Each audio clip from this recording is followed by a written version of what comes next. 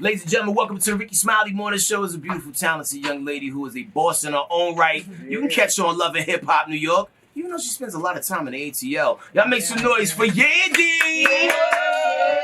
You know, this is my second home. I love being here. I love ATL. I love coming up here. You guys are like my cousins now. I feel like your cousin too, honey, because you know every time I see you, honey, you always give us fabulosity. You know what I need, honey, to see you, and I definitely appreciate it. I definitely have to come here, sitting next to you, with some fabulosity for sure. Yeah, as they would say, like I guess, like in Beverly Hills, she's a kept woman. No, I'm a woman that works hard. Yeah, I wish I was kept. I ain't kept enough. Okay, so maybe I always misinterpreted what it meant, but like you always keep up the look. Like I've never seen you in a place of lack. Somebody taking care. Somebody taking care of you. You being kept. So let me throw. She's a well-kept woman. There you go. All right. There you go. We rebottled it, repackaged it. And now let's sell it. Let's make some money off it. Hell yeah. So, you know, the Love and Hip Hop New York franchise is stronger than ever. Yeah. And outside of that, gotta commend you on the activism that we saw you taking part in with my son. Yeah. And who else was out there? Tamika Mallory, Jamility Davis. It's so funny because I do this all the time. I was out here when we were, boycotting Houston's. I flew out for that. I go to DC all the time. This is something that's a part of who I am. But I guess it takes you getting pepper spray for people to actually, pepper sprayed and thrown to the ground for people to actually take notice of it. You know, things that are going to affect my children, things that are going to affect the people after me, I care about. And well, if we could rewind it back just a little bit for those who don't know what happened, break it down for us, please. So there was a situation that I saw on Instagram, actually on Sean King's page. And it was these prisoners banging on the window. And the reason why they were banging on the window was because they had no heat, they had no hot water, they hadn't been fed a warm meal in over a week. When I got there, I learned that they also were being denied visits. I also learned that they were being denied phone calls, and this had been going on for 9 days. So what we decided, we got on the phone after we saw that post. We got on the phone midnight. Myself, Tamika, Jamility Davis, and my son, and we said, "What are we gonna do? We cannot be out here representing people that don't have voices and leave them out." You know, and this is a detention center. I saw so many people saying, "Oh, they're convicts, they're criminals, they deserve that." First of all, it's a detention center where there are so many people in there just awaiting trial that have not been proven guilty. But even if you're in that prison, you were not sentenced to torture, you were not sentenced to death, and you were not sentenced to not have the basic human rights.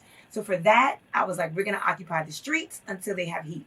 So I called a few of my friends, I got on Instagram, and I said, listen, we're going to be in these streets, we're going to be cold right with them, we're not going to have hot meals right with them, we're going to sit out here until they get what they need.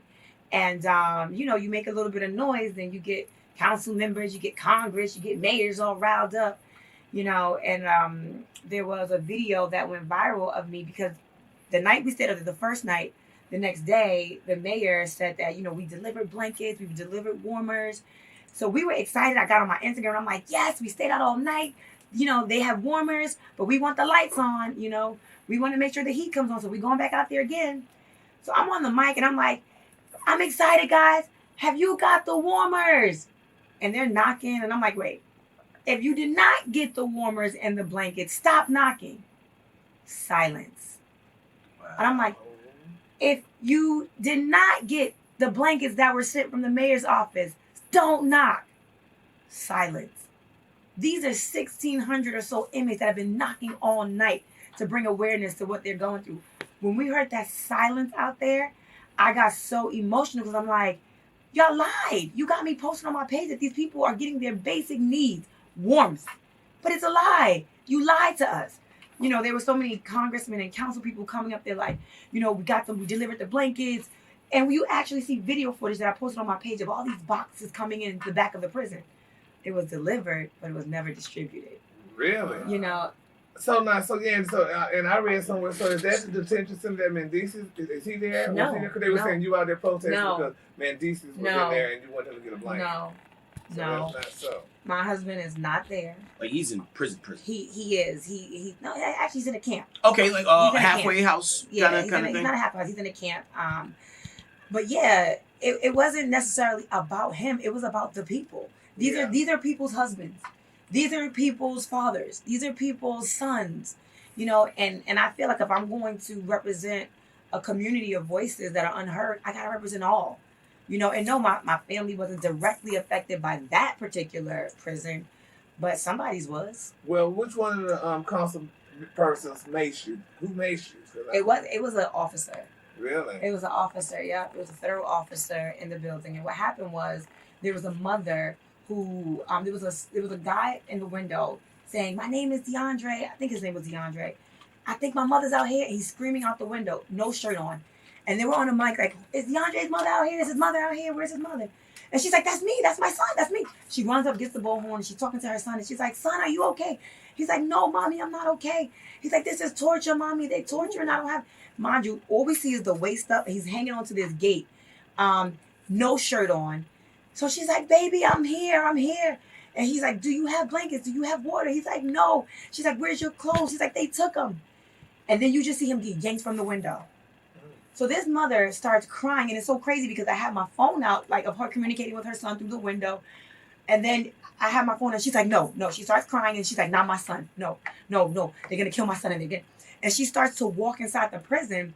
And then I see other gentlemen going behind her. But as a woman, as a mother myself, I felt her pain. I empathized with what she was going through. So I was like, oh no, let me go in behind her, because I'm a mother too. I would be ready to kick down somebody's door. Absolutely. And people to get to my child if I thought he was being tortured. So I went in there to console her and also tell her, like, let's use our brains here. I know what you're going through. But we were met with so much aggression. We were met with so much hostility. And we were just like, why is her son being tortured? Why is he saying he's being tortured? You know, he didn't get sentenced to torture. And then all these officers started running out. They had the spray cans or whatever. I didn't even actually see the spray can. All I know is I just started coughing. And then when they threw me out, they also threw the can behind me. And that's how I knew that I had gotten pepper spray, because they threw the can at us. It was insane. It was unfortunate because we just wanted to organize something peaceful to bring awareness to the situation.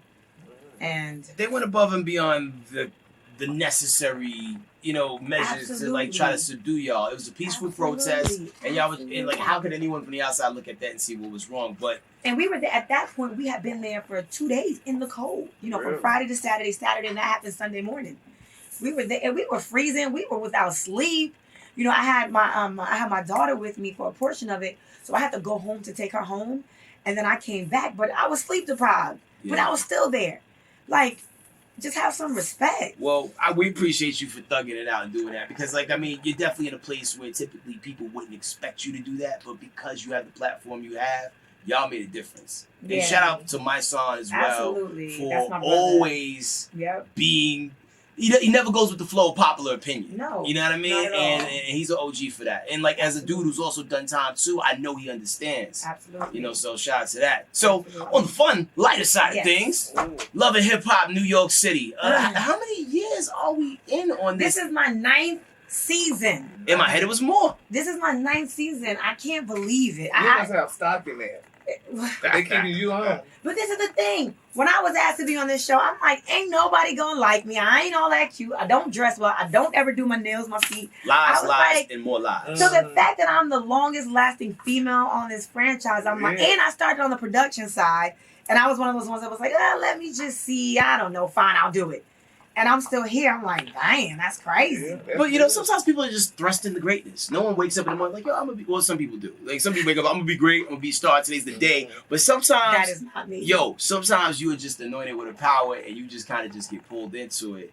And there's a reason why you've been there as long as you have been there. Because some people, you won't see them for 3 or 4 years. Yeah. Like, people literally getting killed off reality shows and brought back like soap operas. But you've been a constant. Now your man Mendeecee has been a major thread of the overall, your overall storyline. He's really close to coming home. Yep, he's really close to coming home. He'll be home this year. How excited are we? That's crazy. I'm excited. I'm nervous. I know you can't wait to get pregnant. I can't wait for a couple things. But yeah, it's crazy because when I heard the time he was facing, I was like, oh my gosh, of course you want to be that person that thugs it out, that you want to be that person that is like right by their side. But when I was like 8 years, how the hell am I gonna raise Has these it been 8 babies years? by myself? It's been 5. Really? Yeah, you do a portion of the time. But so now it's like, oh my gosh, how am I not gonna do this by myself? I got a system. I put them babies on my back. We go to work. I take doctors, drop them to school. The days they don't have school, they on my back. They out here now, because they're out of school. So now that I'm have a partner in this, it's gonna be like a whole reshifting and relearning how to be a team. Well, I know one thing. He better come back and act right with you. If you just sat there and wait. Acting wrong is not an option. Y'all see me out there at that prison? Could you imagine I'm gonna be in my house? Okay. I'm gonna be blowing at my house like, we won't. No. Please, I'm not playing. So paint the picture for us. All right. So like, you know, are you picking them up? Is it gonna be like the movies where the gates open up? I like Whitney and Bobby. And he walking out with a duffel bag. I mean, like, put us in the moment when, you know, the second you see your dude after like, you know, 5 what? change. I would love to be there to pick him up. He claims he's not telling me. He wants to just knock on the door and surprise me. Okay. I'll take. Part of me feels like he just want to see what the hell been going on without me knowing. So he will not tell me the date, and even if I look on the computer, that's not the actual date that he's coming. So he claims that he's just gonna knock on the door and surprise me. That's gonna be like a movie to me. When I knock on my door, open it, and see him. Hope you're in town. Well, that's kind of spooky. I mean, I'm sure you're being good because, hey, you're not telling me when. Hell, he could be out right now and just checking out things and seeing what's going on. No, we were just with him this weekend for the whole weekend, so no. So what's been the hardest part for you overall? Because I know because of the level of notoriety you in, the you know, the circles that you have the opportunity to be around. I know people are still shooting their shot because, you know, guys are grimy like that. Whatever. Yeah. You know, but what's been the hardest part for you overall? That's not even the hardest part for me. The hardest part for me is mommy guilt, you know, having to work, you know, long hours sometimes and be away from the kids, and then them not being with dad. And then also raising my boy to be a man. You know, I don't know how to be a man. I don't know how to, you know, deal with some of the things he feels and that he's already going to go through. So dealing with that has been hard, knowing that I consciously, you know, I knew what was happening. I knew what was coming, you know, and I decided I'm going to stick this thing through, and I'm going to put the pause on me being a man, teaching you how to be a man, or having a man in your house. But I believed in my heart that, you know, I would get this time back, and everything that my son and even my daughter, who needs a man in her life, need to learn. That has been the hardest thing for me, just dealing with not having him there for the babies. Well, do you have any brothers or uncles or anybody? I don't. Oh, because I just say you could just let them kind of be around them, you know, to see it. I don't have any brothers. I don't have any. My mom has one brother that lives out of town. So I have my best friend is a guy, and I call him my husband. He's been Uncle Brian to my babies, and definitely been, you know. But then Dad is involved. You know, we see Dad on the weekends, Right. And Amir acts up in school. I'm gonna call your father, and he's like, "Mommy, don't call Dad. Don't call Dad." You actually could call in? Huh? You can call No. Oh. Actually, I'll email him, and then he'll call me. Got you. But I'll say to him, "Don't make me call your dad." He already knows. If I say, "Don't make me call your dad," he's like, "Mommy, no." I'll email him. If someone's acting up in school, he'll call. Mendeecee calls morning, noon, and night, and then emails. So, and then him and Amir write each other as well. So we see him every week, and then they write each other. So he has a very big influence in our household still. Yeah. Do you get to go like on the quote unquote inmate dates? Is that like still legal? Did they Not in the cancel feds. that in New York? No Not in the conjues? feds. Damn. I thought the feds went light. No, the So state you can do conjugal. You could do conjugal in state and not fed? Yo. That is weird. I mean, like, Well, there's more people in the state than the feds, so I guess. but it seems like, you know, like federal, you get a little bit more perks. You know, I have certain no ones you idea get to play the reasoning tennis. behind that. That is You remember weird. saying the feds are watching? They'll be having a little peephole in that In room. more ways than one. Yes. So, okay, so Love and Hip Hop. Yeah. You got your own production company. You got a podcast right now that's on fire. We talking pop culture with Tia Mallory. Yeah. How's that been going? Everything is. I am amazingly blessed. I don't have any complaints. I think that people appreciate just good people. You know, I stand on the fact that you don't have to tear people down. You don't have to, you know, step on somebody's back to build yourself up. And that's really been kind of a thread through who I am on the show. That's been a thread of who I am off camera, and it's blessed me in several ways. My network has definitely been very relevant in my net worth, and I've aligned myself with some really smart people. And I've been able to just, keep on winning. Okay, if we could touch on a couple notes real quick that's been buzzing in pop culture. Yep, The whole do it. 21 Savage situation. The dude's being detained by ICE. Yeah. Now, granted, on one side, people are like, hey, you can't deny a man his right to freedom and whatnot. But he also got, like, in legit trouble, and had some things on him allegedly that he shouldn't have had when he got pulled over, and now he's in the spot he's in. How you feel about that? I feel like there's definitely there's an overall theme in this community where, take the black man from his household and we are going to make this family vulnerable. 21 is a great father, and it's so super unfortunate that they are ripping him from his family. I wish there was an overall blanket that when you have children that this separation thing could not be a factor. It's unfortunate that as far as I know, he's being charged with committing a crime. I don't know that to be true because I know a lot of people that they say did things that did not do them.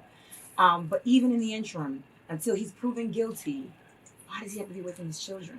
Yeah, I mean, I don't understand that. And then also when you look at the money play, which is the immigration system in this country, they make you shell out so many money for, so much money for like lawyers and just different processes. It's a business. The minute you're born, you are born into a business. You are a corporation. You have a tax ID number that's called a Social Security number. Mm-hmm. You sign a birth certificate. That is your parents signing a contract that you belong to this government. And I don't talk about it much, but I am totally against, as I've learned, my children have birth certificates, they have Social Security numbers, but as I've learned what those things mean, even when it comes down to, the marriage license and you signing, to the government to say that this makes you committed to this man. Mm-hmm. This makes your vows valid. I'm against that. Like, I don't feel like you're not going to tell me how committed I am to this man because I signed your paper that now binds me financially to all kind of other stuff that I have no reason to be binded to. See, I always felt like I was alone in that. I always feel like don't get other people involved in your affairs. Like, most people are, how come you ain't married that person yet? If their relationship is working, let their relationship work and be what their relationship is. And back in the day, they had relationships with people who were totally committed and married without signing a piece of paper. Mm-hmm. At the end of the day, the way I look at it, this government still represents me as less than a person. I think we're 3/5 of a person. Mm-hmm. As black and brown people, how dare you think that I'm going to be a part of anything you say? It's unfortunate that I had to sign a birth certificate for my children. It's unfortunate that I have to get them a Social Security number. At least that's what I was taught. Yeah. I'm cool. It's a system that's hard to shake. It's a system that's hard to shake, and we live in this world. You know what I'm saying? But as I've matured and as I've gotten older, I can make some decisions about how much I allow you to be involved in certain things. All right. Well, let's talk about one of your alumni, Cardi B. Yes. First female solo artist to win the Grammy the other day. Kill it? She bodied it. She killed it. She gave you Sue's Rendezvous and Las Vegas at the same time. How do you do that? How do you do that? Only Cardi can. In a way, only Cardi can. Her twerk game was on point. Yes. Yeah. When I say I take off my hat, my shoes, the shirt off my back, she is the definition of do not let your past define your future. No matter where you are, use that to push you, to make you go harder. That girl said, you know what? I'm good on the pole. I'm good on Love and Hip Hop. And I'm going to make it do what it do. Mm-hmm. And I applaud her to the fullest because she was definitely destined for greatness when she made the decision, like, I'm going to go hard. I'm going to do what I want to do. And I'm going to set the record straight and go hard. And I love the fact that she still is quick to get on the mic and say how she feels. Yeah. Real quick. Does. It's almost like you said earlier, though, too. She surrounds herself around good people. That's right. People that, and they just took it to the next level. That's right. You gotta, that has been, I think, the one of the biggest keys to my success is surrounding myself with people that want to win, people that are smart. Mona has been one of my closest mentors for some time now. I started interning in 2002, and I can, to this day, I can call her right now, like, Mona, I have this production. I just called her the other day. I got this production deal. They want to give me this amount of money. They don't want to give me this. And they're saying that they own this much and not this. This is what you do. This is how you set up. This is how you structure it. Like, you need people like that. Oh, yeah. You need people to tell you how you structure your deals. I don't know everything, but I bet you I'm smarter than most, not because I'm smart, but because I got 10, 15 smart people around me. You got to enable yourself with people that are better than you are. How will you ever grow? How will you ever grow? How? Yeah. So I got a dope, marketing and branding person on my team. Latoya, shout you out. I got a dope web person on my team. Like, I don't know nothing about coding. I don't know anything about all that internet marketing. But I got them on my team. So Yeah. you're going to think when I walk in the room, oh, yeah, here, look, we did that. I did that. And I can say I did that because they work for me. And it's obvious you paying them to do that. Absolutely. Nobody don't want to work for free. That's right. Nah, you got to create an ecosystem of dope people around you. And those people are going to teach other people. And that's the only way our village is going to be as great as some of these other villages out there to be able to provide these opportunities for people. So I love it. Absolutely. I love it. And the best thing about this culture, and we talked about earlier this morning, it sucks how for somebody to rise, somebody has to be torn down. Which when you look at the landscape of, women in hip hop, in order for Cardi B to be as great as she is, people feel like, oh, I can't rock with Nicki, or I got to take Nicki down. That's enough for everybody. It's enough money the pie for everybody. is big enough. Just give me my slither. I didn't want a piece of it. A slither of the pie. You can have the rest. That's it. I have a beauty brand called Yell Skincare now. And there are other women that are a part of, the beauty industry that are my peers.